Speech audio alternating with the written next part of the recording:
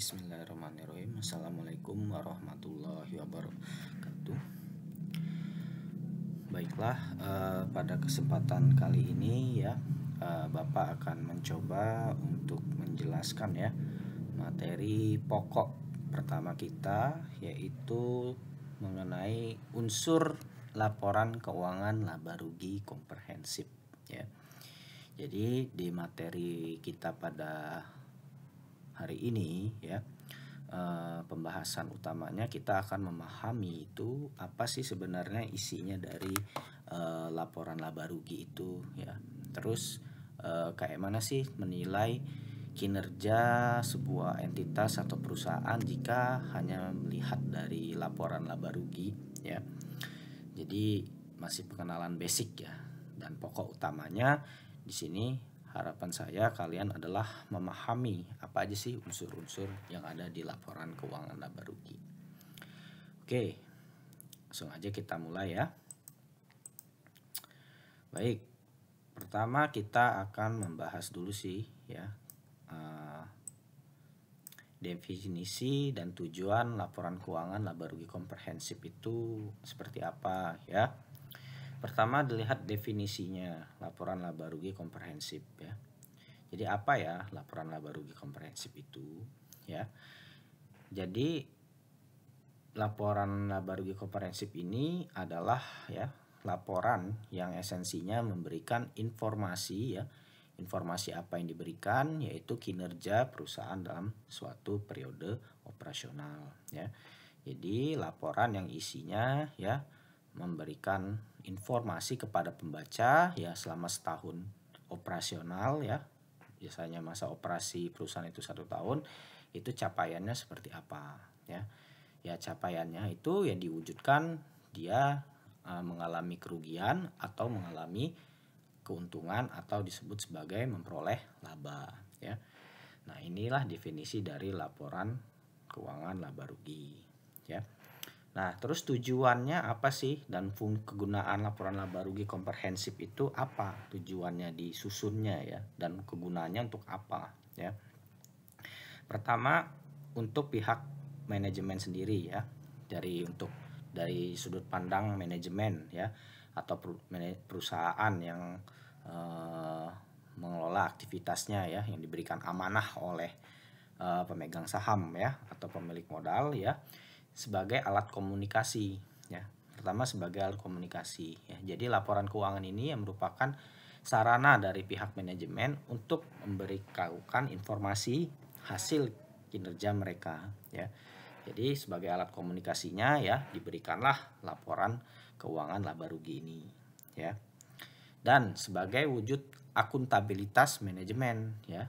Ya laporan laba rugi komprehensif ini yang merupakan wujud pertanggungjawaban manajemen atas kinerja mereka ya dalam mengelola aset-aset yang diamanahkan kepada mereka ya. Jadi sebagai wujud pertanggungjawabannya yang terukur jelas disusunlah laporan keuangan laba rugi ini ya. Yang kedua ya. Nah, ini untuk para investor dan calon investor ya, jelas ya. Sebagai dasar informasi perencanaan di masa depan ya. Jelas laporan laba rugi ini ya memberikan sebuah gambaran sebenarnya ya, dan dia memberikan informasi mengenai kinerja ya. Jadi bisa menjadi sebuah dasar dalam menyusun rencana ya. Sederhananya ya misalnya perusahaan itu tahun ini mengalami laba ya, laba mungkin tahun depan ya akan mengalami laba juga ya. Dan bagaimana kira-kira ya kalau tahun ini laba terus dengan kondisi makroekonomi yang kurang baik atau mikroekonomi yang kurang baik, apakah dia masih bisa laba ya. Nah, selain itu ya kalau misalnya untuk pihak manajemen sendiri ya, ini juga sebagai dasar informasi perencanaan ya dari sudut pandang pihak manajemen. Ya, untuk apa? Ya, jelas ya, untuk membuat perencanaan ya terkait dengan aktivitas apa sih yang akan dilaksanakan ya atau akan dieksekusi di masa depan. Ya, misalnya manajemen tahu sekarang perusahaan sedang bagus ya, mengalami laba yang cukup cukup besar misalnya. Nah, nanti dari laba yang cukup besar itu ya akan dicadangkan ya, cadangkan beberapa persen yang akan disimpan untuk proses ekspansi. Jadi bisa menjadi sebuah acuan anak-anak ya. Tuh. Dan nomor 3 ya, sebagai sumber informasi untuk mengantisipasi risiko ya. Jelas ya, setiap tindakan atau aktivitas itu pasti ada resikonya ya. Nah, dengan melihat kondisi laba rugi komprehensif ini ya bisa menjadi sebuah rem bagi manajemen ya, terutama manajemen yang mungkin punya rencana tadi untuk misalnya melakukan ekspansi di masa depan ya. Nah, karena melihat dengan kondisi kinerja yang sudah ditampilkan di tahun pengamatan ya, mungkin bisa terpikir resikonya seperti apa seandainya kita masih mau mengeksekusi ya, dengan kondisi yang misalnya labanya kecil ya, itu ya kalau kita dipaksakan apakah akan menimbulkan resiko di masa depan ya. Jadi itu sebagai sumber informasi ya untuk mengantisipasi resiko ya. Nah, inilah tujuan dan kegunaan laporan keuangan laba rugi ya komprehensif, itu kenapa dia dibuat ya. Nah, berikutnya keterbatasan laporan laba rugi komprehensif ya. Oke, ya anak-anak ya. Jadi laporan keuangan itu ya, sebenarnya mau laporan keuangan apapun ya, maupun dia laba rugi atau laporan posisi keuangan, pasti ada keterbatasannya ya. Dan ini adalah keterbatasan yang sebenarnya berlaku ke semua laporan ya, hampir semua laporan keterbatasannya sama ya. Ya, pertama apa sih keterbatasannya ya? Pertama, pengukurannya ya berdasarkan historical cost. Yang artinya apa ya? Historical cost itu ya berdasarkan biaya masa lalu ya, biaya yang terjadi di masa lalu. Yang sebenarnya kalau itu kurang mencerminkan sih. Misalnya ya contoh beban pokok penjualan ya, BPP itu kan merupakan beban-beban yang timbul ya akibat dari proses misalnya kalau dia perusahaan manufaktur ya, itu beban-beban pokoknya adalah ya semua biaya-biaya yang terjadi dalam memproduksi ya, yang berhubungan langsung dengan kegiatan produksi ya. Dan itu mungkin misalnya beban pokoknya untuk memproduksi suatu barang ya, barang itu sekarang itu 1 juta misalnya ya, pada 1 Januarinya ya, terus dijualnya 1.100.000 ya. Nah, lalu berjalan tuh sampai di akhir periode. Nah, kita kan yang namanya beban-beban biaya-biaya itu kan menggunakan bahan baku dan lain-lain ya. Dan itu pun tidak sesuai dengan kondisi inflasi, belum tentu menyamai dengan kondisi inflasi. Bisa aja beban-beban itu biayanya naik anak-anak ya, naik menjadi lebih tinggi ya, dan terus sebenarnya harga jual juga belum tentu sama seperti harga sebelumnya ya. Jadi ya tercatatlah pada misalnya 30 Desember ya sesuai dengan 1 Januarinya ya, tidak sesuai dengan harga atau biaya yang dikeluarkan saat 30 Desember ya. Itulah konsep historical cost ya, yang memang ada kelemahan kurang up to date ya. Nah, tapi ini bertolak belakang ya kalau kita mau menyesuaikan dengan kondisi nilai wajar ya. Ini akan bertolak belakang dengan sifat dari matching principle ya, prinsipal terkait pengukuran beban, yang dimana beban itu ya harus sesuai dengan pendapatan yang dikeluarkan, harus sesuai dengan aset yang dimanfaatkan ya, itu ya. Jadi pengukuran berdasarkan historical cost ini merupakan salah satu kelemahannya ya, tidak mencerminkan yang ada di saat sekarang ya. Yang kedua, penyusunan dan pengukuran banyak menggunakan asumsi dan estimasi ya. Jelas ya. Ya contohnya anak-anak ya, seperti beban administrasi dan umum ya. Di mana salah satu beban administrasi dan umum itu ada yang namanya beban penyusutan ya. Beban penyusutan itu kan dasar perhitungannya ya berdasarkan estimasi umur ya. Umurnya itu ya berdasarkan estimasi saja ya. menggunakan asumsi ya, berarti nggak pasti ya, berdasarkan penilaian dari manajemen ya. Nah itulah salah satu kelemahannya anak-anak ya. Nah terus laporan laba rugi merupakan cerminan masa lalu ya, jelas ya, namanya menyusun laporan ya berarti berdasarkan pada peristiwa yang udah terjadi ya, bukan peristiwa di masa depan ya. Jadi kita hanya melaporkan apa yang udah terjadi di belakang di masa lalu ya. Jadi tidak mencerminkan untuk masa depannya. Nah, bisa mencerminkan masa depan yang berdasarkan proyeksi masa lalunya. Nah, itulah kelemahan-kelemahan ya, kelemahan-kelemahan yang ada ya, ada di dalam laporan laba rugi komprehensif ya. Sebenarnya nggak hanya laporan laba rugi aja sih ya, tapi semua laporan keuangan itu ya pada umumnya kelemahannya adalah ini ya, 3 poin pokok ini.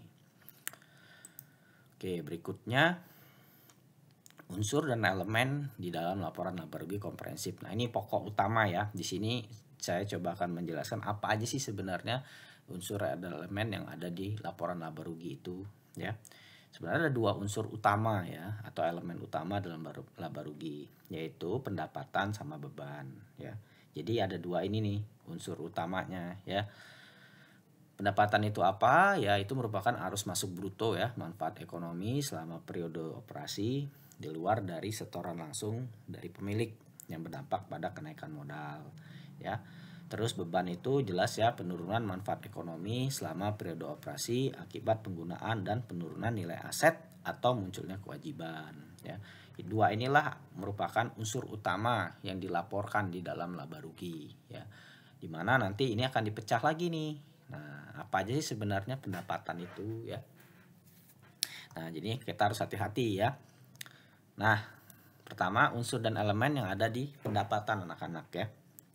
Nah, di sini kita harus bisa juga anak-anak ya mengklasifikasikan, memisahkan ya pendapatan yang masuk ke perusahaan itu ya, yang dilaporkan di laporan laba rugi ya. Sebenarnya di laporan laba rugi itu dia menampilkan ya ada 3 pendapatan ya sebenarnya ya yang ditampilkan di laporan laba rugi itu ya. Pertama ya, ada pendapatan operasional utama dan lain-lain ya. Nah, jadi ini adalah pendapatan, intinya adalah operasional ya. Pendapatan operasional itu ya dari kegiatan dia selama periode operasionalnya selama setahun itu ya. Dia memperoleh pendapatan apa aja dari kegiatan operasional itu ya. Ya kegiatan operasional perusahaan itu kan bisa ya, pertama dari ya bisnis, menjalankan bisnis utamanya ya. Terus juga ada kegiatan investasinya ya, itu masuk ke pendapatan operasionalnya. Nah, tapi ini harus dibedakan anak-anak. Ada yang utama dan lain-lain. Nah, ini harus hati-hati kalian ya. Nah, kalau pendapatan operasional utama itu jelas ya, itu merupakan pendapatan yang berasal dari ya kegiatan bisnis utamanya perusahaan ya. Misalnya dia perusahaannya adalah perusahaan dagang ya. Dagangnya ada spesifik juga, dagang apa dulu ya. Misalnya dagang kebutuhan rumah tangga ya. Berarti ya pendapatan utama ya pendapatan penjualan dari alat-alat rumah tangganya itu ya. Nah, misalnya perusahaan itu tadi adalah perusahaan dagang alat rumah tangga. Nah, selain itu dia kegiatan operasionalnya juga dia iseng-iseng investasi ya. Nah, itu nanti masuknya adalah pendapatan lain-lain anak-anak. Memang masuk ke operasional, tapi dia lain-lain, bukan dari pendapatan operasional utamanya ya. Nah, jadi harus hati-hati nih. Harus dibedakan pendapatan operasional utama dan lain-lain. Ini harus hati-hati ya. Nah, berikutnya adalah pendapatan non operasional. Nah, ini adalah pendapatan ya, atau pendapatan yang diperolehnya di luar kegiatan operasional baik utama maupun lain-lain. Nah, ini contohnya apa nih? Ya contohnya misal ya. Contohnya ya pendapatan dari bunga ya. Misalnya perusahaan itu kan nyimpen duitnya di bank. Nah, di bank itu kan ada bunganya. Entah dia mau bentuk deposito ya, giro, nanti ada bunganya. Itu pendapatan lain-lain pendapatan non operasional ya, karena di luar dari kegiatan operasional utama perusahaan ya. Atau misalnya pendapatan. Nah, ini nih sering juga nih pendapatan dari atau keuntungan ya. Di sini keuntungan ya, keuntungan dia menjual asetnya anak-anak ya. Misalnya perusahaan itu punya sebuah aset ya, aset mobil deh misalnya. Mobil diputuskan sama perusahaan dah dijual aja deh ya. Misalnya perusahaan dagang tadi, nah dia ngejual salah satu asetnya tuh, mobil ya. Karena dianggap ya kayaknya ini udah nggak ini lagi nggak digunain, dah dijual aja. Nah, dijual terus ada untung tuh, untung dari ngejualnya. Nah, keuntungan itu ya pendapatan operasional karena di luar dari kegiatan operasional perusahaan baik utama maupun lain-lainnya ya. Nah, terus ketiga ya pendapatan atau penghasilan komprehensif. Nah, ini anak-anak hati-hati ya. Di laporan keuangan itu, laba rugi itu ya, itu juga diperhitungkan yang namanya keuntungan dari kenaikan aset ya. Jadi misalnya aset kita punya aset, ternyata asetnya itu ya menurut harga pasar ya ternyata naik. Itu keuntungannya itu juga diperhitungkan anak-anak. Ya, meskipun secara real ya itu nggak dapat duitnya ya, belum nggak direalisasikan ya, tapi itu diperhitungkan karena poin utama ya anak-anak ya, yang namanya perusahaan itu adalah dikatakan laba jika nilai asetnya ya, aset yang dia kelola untuk menciptakan atau di aset yang dia kelola untuk proses bisnis itu nilainya semakin meningkat atau sederhananya modalnya itu semakin meningkat, dan peningkatan itulah yang namanya laba. Nah, kalau akuntansi ya, akuntansi itu menganggap laba atau kenaikan itu nggak hanya berasal dari ya pendapatan operasional dan non operasional aja ya, tapi juga ada kenaikan dari nilai asetnya, baik itu secara sengaja ataupun memang direncanakan ya. Tuh ya contohnya apa anak-anak ya? Contohnya perusahaan itu ya, misal dia beli tanah ya. Tanah itu kan nilainya nggak mungkin sama terus kan. Padahal tanahnya itu cuman dianggurin doang sama dia ya. Dengan tujuan misalnya untuk menaikkan nilai aja gitu. Nah, nilainya ya tanah itu kan semakin naik. Nah, kenaikan itu nanti akan masuk ke penghasilan komprehensif ini salah satunya ya. Revaluasi aset tetapnya ya. Terus juga ada investasi ya. Misalnya investasinya memang tujuannya di awal untuk available for sale ya. Jadi bukan untuk dijual ataupun bukan untuk ditahan mendapatkan dividen ya. Memang untuk sengaja ditunggu nanti misalnya kalau dia lagi naik dijual, kalau enggak ya enggak dijual gitu ya. Jadi kenaikan atau penurunannya nanti si aset sahamnya itu ya, itu akan masuk ke penghasilan komprehensif ya. Nah, disinilah kita harus paham anak-anak ya, harus hati-hati. Kita di laporan laba rugi itu harus bisa membedakan 3 poin ini.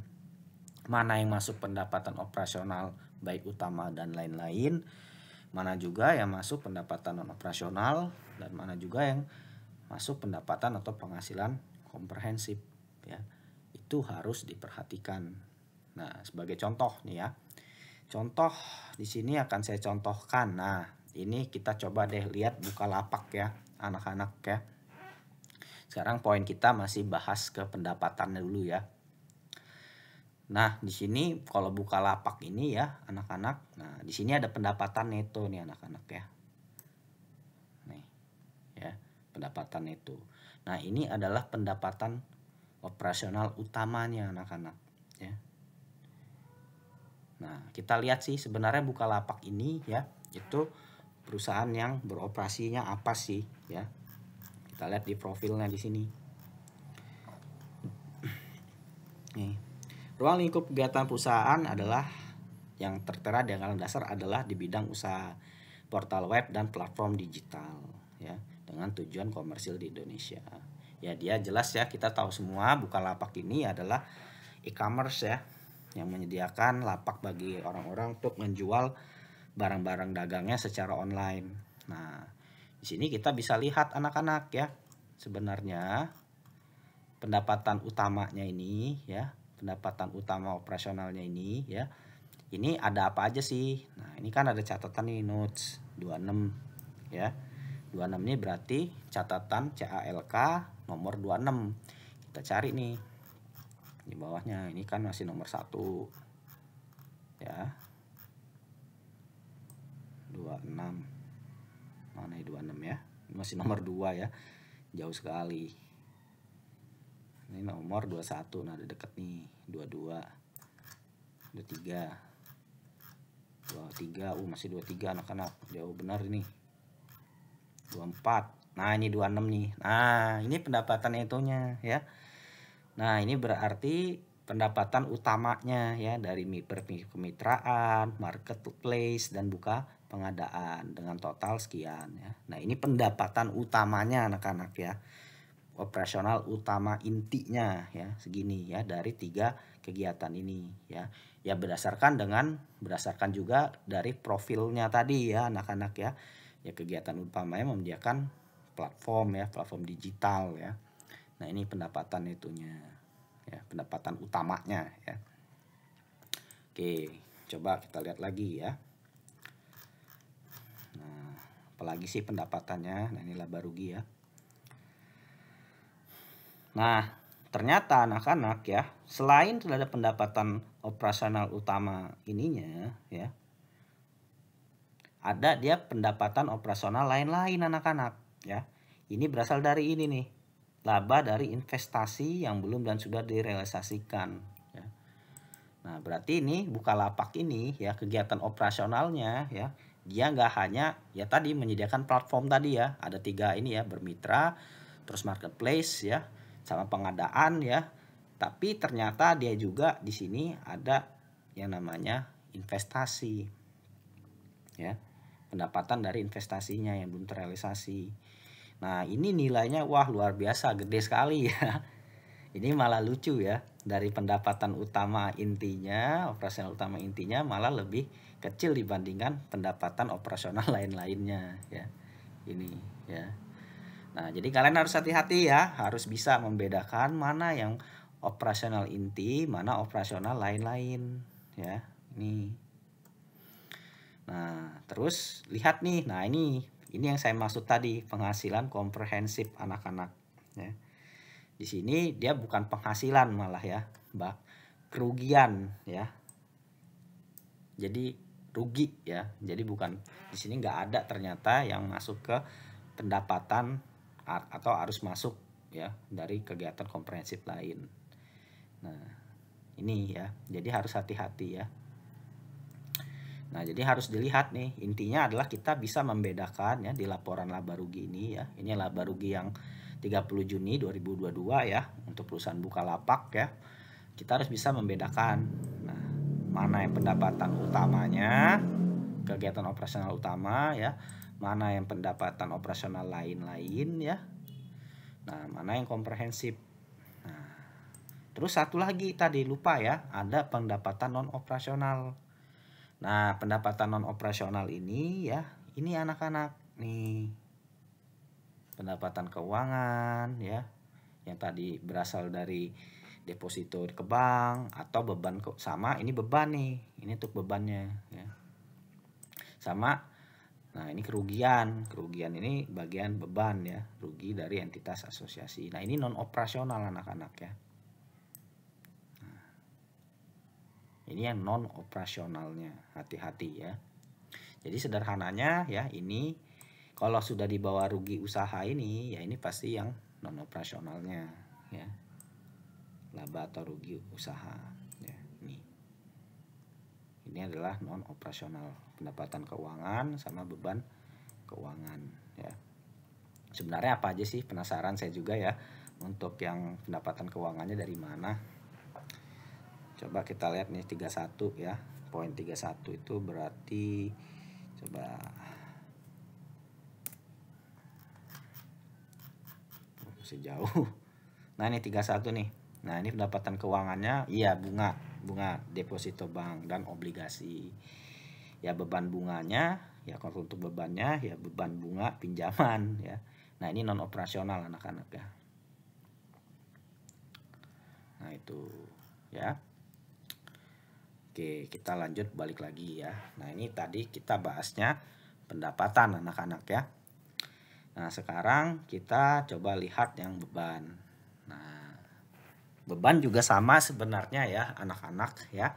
Dia dibagi 3 bagian ya, operasional utama, non operasional, sama beban atau kerugian komprehensif ya.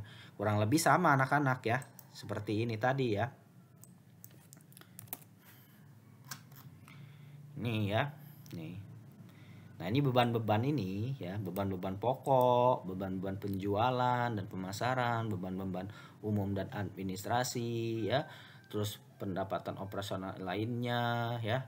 Ini 3 ini aja ya. 3 ini adalah beban pokoknya ya, atau beban operasional utama ya. Ini operasional utamanya ya yang berkaitan. Nah, terus untuk ini ya, untuk yang non operasionalnya jelas ya, ini ada beban keuangan tadi ya, sama kerugian dari entitas asosiasi ya, ini non operasional ya anak-anak ya. Nah, di sini juga ya ada kerugian komprehensif. Nah, ini ya, laba rugi komprehensif nih, rugi dia ya. Jadi harus hati-hati ya anak-anak ya, jangan sampai salah ya dalam mengklasifikasikan ya, klasifikasikan beban dan juga pendapatan ya. Oke. Nah, terus ini beban berdasarkan fungsinya ya, ada beban pokok ya.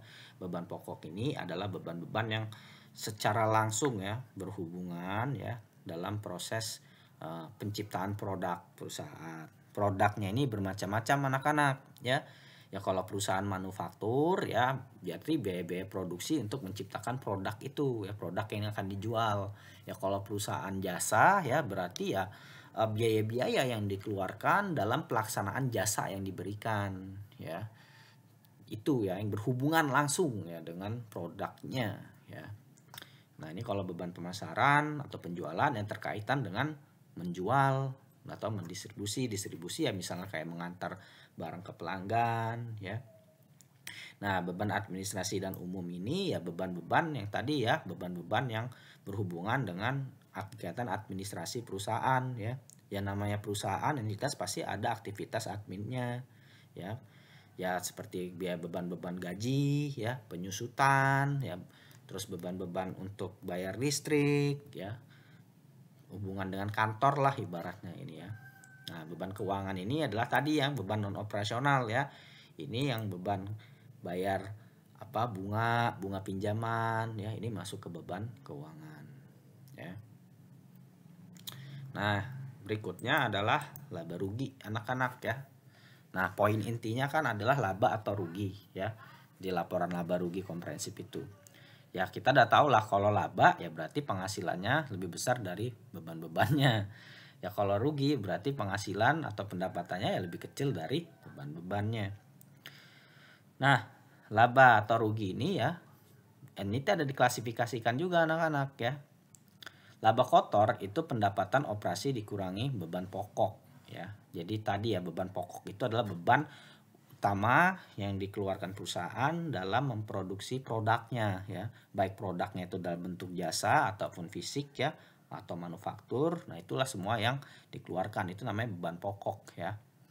Nah, laba rugi operasi ya, ini murni dari kegiatan aktivitas operasional perusahaan ya. Ini ada pendapatan operasi dikurangi beban pokok ya, dikurangi beban-beban murni dari aktivitas operasional ya. Nah, terus laba atau rugi bersih operasi tahun berjalan. Nah, ini intinya adalah laba rugi operasi setelah dikurangkan dan ditambahkan ya pendapatan non operasional anak-anak ya. Nah, sama dikurangin beban pajak ya. Jadi beban regulasi ya. Nah, itulah menjadi laba rugi operasi tahun berjalan. Nah, terus yang paling mentoknya lagi adalah laba rugi komprehensif ya. Berarti laba rugi operasi tahun berjalan setelah dikurangkan atau ditambahkan ya penghasilan atau kerugian komprehensif ya. Nah, kalau kita kasih contoh nih tadi ya, ini ya. Nah, di sini nggak ada laba ini ya anak-anak ya, laba bruto ya. Harusnya laba bruto itu dicari dari pendapatan neto ini dikurangi beban pokok pendapatannya ya. Ini laba bruto harusnya di sini ada ya. Nah, ini adalah laba usaha ya. Ini laba murni anak-anak ya.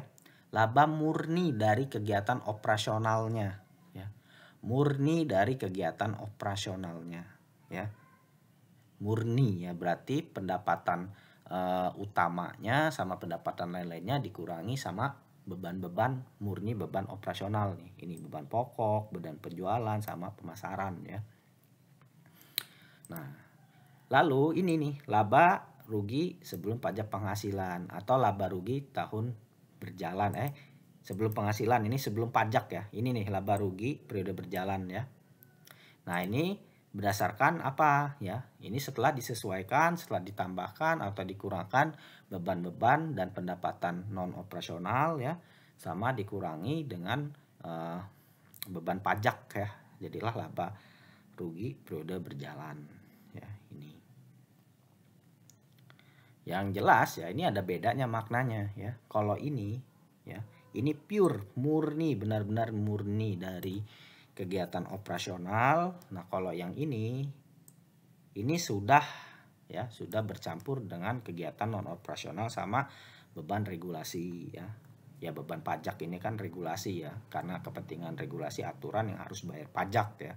Bukan murni dari kegiatan aktivitas ya mengelola aset ya, sehingga menimbulkan laba atau rugi.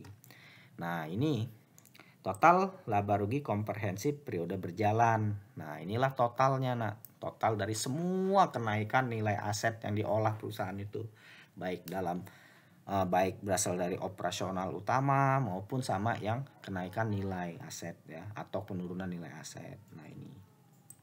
Nah, terus, nah ini Pak, kok ada Pak di bawahnya laba atau rugi periode berjalan yang dapat didistribusikan kepada entitas induk sama non pengendali. Nah, ini maknanya adalah ya, ini kan total laba rugi yang ini ya periode berjalan ini ya, ini akan dipecah anak-anak, mana yang menjadi untuk pemilik induk utama ya atau pengendali utama sama yang non pengendali. Nah, ini adalah laporan keuangan konsolidasian anak-anak ya. Konsolidasian itu berarti laporan keuangan gabungan dari perusahaan induk dan anak ya. Dimana di sini induknya itu adalah Bukalapak ini. Ya, Bukalapak ini kan punya banyak anak sebenarnya ya, anak usaha. Nah, ini dikonsolidasikan atau digabungkan menjadi satu laporan ya. Jadi anak sama Bukalapak induknya ini digabung jadi satu. Nah, anak itu kan gak hanya Bukalapak aja yang punya pengendaliannya ya kan. Tapi memang secara ininya Bukalapak inilah pengendali utamanya. Tapi saham itu kan bisa aja ya, itu ada pemilik orang lain ya kan, selain Bukalapak di perusahaan anaknya ya. Misalnya anaknya adalah PTA. Ya, si Bukalapak ini ya punya 70% dan dia punya hak mengendalikan sehingga dia menyebutnya sebagai anaknya. Nah, 30%-nya itu adalah pihak non pengendali anak-anak ya. Nih. Jadi ya labanya juga yaitu harus dipecah ya. Totalnya itu ya harus diproporsionalkan. Mana yang untuk induk, yang untuk si Bukalapak, mana yang untuk pengendali tadi. Itu ya. Jadi hati-hati ya. Nah, kalau total keseluruhannya yang dihasilkan oleh Bukalapak sama anak-anaknya ya inilah ya. Tapi yang murni dari kegiatan operasionalnya ya ini. Nah, sama kegiatan operasional sama non operasional ini tuh ya. Jadi harus bisa membedakan ya anak-anak ya, jangan nggak bisa disamakan ya, maknanya beda ya. Nah, berikutnya dari informasi yang sudah ditampilkan ini anak-anak ya, kayak mana sih cara nilai kinerja entitasnya ya, basicnya ya, hanya berdasarkan laporan laba rugi ini ya. Pertama, tips dalam nilainya ya, jangan terpaku dari total laba rugi komprehensif ya tipsnya. Fokus ke laba rugi tahun berjalannya anak-anak ya. Kenapa? Ya. Karena kalian tahu sendiri tadi kan sudah saya jelaskan ya, rugi komprehensif atau penghasilan komprehensif itu merupakan kenaikan dari nilai aset ya, dimana itu bukan masuk ke kegiatan operasional utama maupun non operasional lain-lain ya.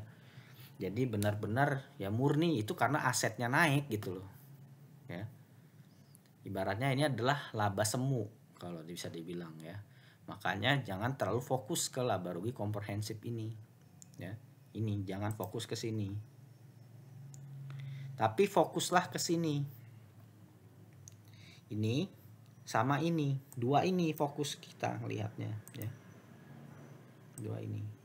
Nah. Kedua, ya perhatikan arus pendapatannya. Apakah didominasi oleh pendapatan operasional utama ya, atau pendapatan operasional lain-lain. Nah ini. Yang ketiga, bandingkan dengan periode sebelumnya anak-anak. Apakah naik atau turun. Ya. Lalu indikator penilaiannya pertama ya, jelas dilihat dari arus pendapatannya.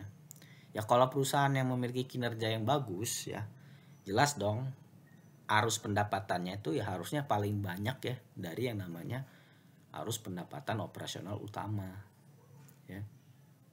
Yang kedua, jelas harus ada pertumbuhan dibandingkan yang tahun sebelumnya. Nah, coba kita lihat nih si Bukalapak ya. Oke, kita lihat ya. Fokus utama kita adalah ngelihat ke sini sama ini ya.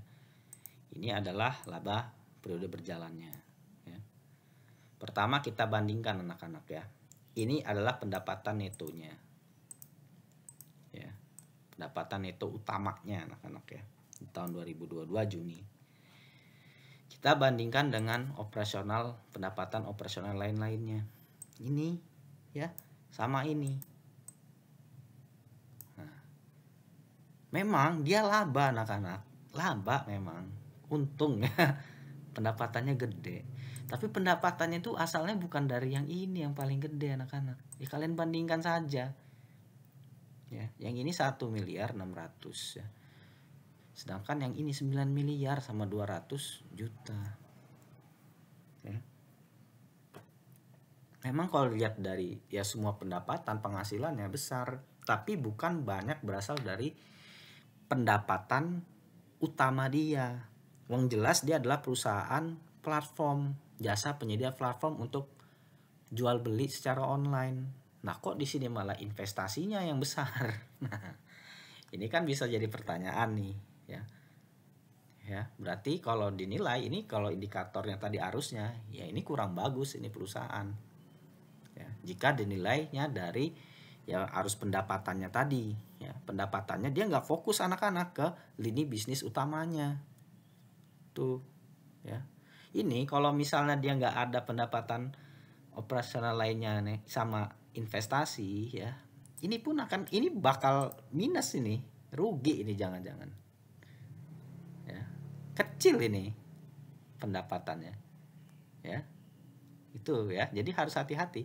Ini 1 miliar, ini aja beban pokoknya aja 1 miliar 163 juta ya. Ya, ini beban pokoknya loh. Ditambah ini nih beban ini dia sudah 1,7, udah minus ini ya, kalau dia hanya mengandalkan dari kegiatan bisnis utamanya. Nah ini kita bisa menilai sendiri kinerjanya bagus enggak ya. Kalau lihat dari kinerja dia sesuai dengan lini bisnisnya ya jelek. Kenapa? Ya wong dia dapat keuntungannya bukan dari bisnis utamanya tapi dari investasi. Nah, tuh ya, hati-hati ya. Nah, terus pertumbuhan anak-anak nih. Wow, pertumbuhannya luar biasa signifikan anak-anak ya. Lihat tuh. Luar biasa, yang tadinya rugi ini 30 Juni 2021 rugi ya. 2022, wow dia labanya gede banget nih. Ya. Yang pertumbuhan tumbuh, tapi anak-anak ya. Pertanyaannya, pendapatannya itu bukan berasal dari pendapatan neto utamanya ini ya. Tuh ya. Jadi kalau menurut indikator tadi ya kinerjanya ya memang dia tumbuh tapi nggak bagus gitu. Intinya nggak bagus. Kenapa? Karena tadi ya pendapatan utamanya bukan berasal dari labanya itu bukan berasal dari mayoritas pendapatan utamanya. Ya. Itu. Ya, jadi itu adalah dasar kita menilai aja ya. Bagaimana cara menilainya hanya berdasarkan satu laporan ini ya. Tapi itu belum bisa menjadi patokan ini ya. Nah, karena ini hanya basic kita menilai dengan melihat satu periode laporan keuangan aja ya. Dari laba rugi aja anak-anak ya, seperti itu ya. Oke ya. Baik, mungkin itu ya anak-anak ya terkait dengan perkenalan unsur-unsur dan elemen dari laporan laba rugi ya, dan juga bagaimana sih cara menilai hanya sekilas berdasarkan laporan laba rugi aja, itu seperti yang saya jelaskan tadi ya, dengan sampelnya tadi adalah Bukalapak ya. Mudah-mudahan ya materi ini bisa berguna bagi kita semua ya, dan mohon maaf jika ada salah kata ya, karena kebenaran itu hanya milik Allah Subhanahu wa taala. Baik, itu dari saya akhiri. Wassalamualaikum warahmatullahi wabarakatuh.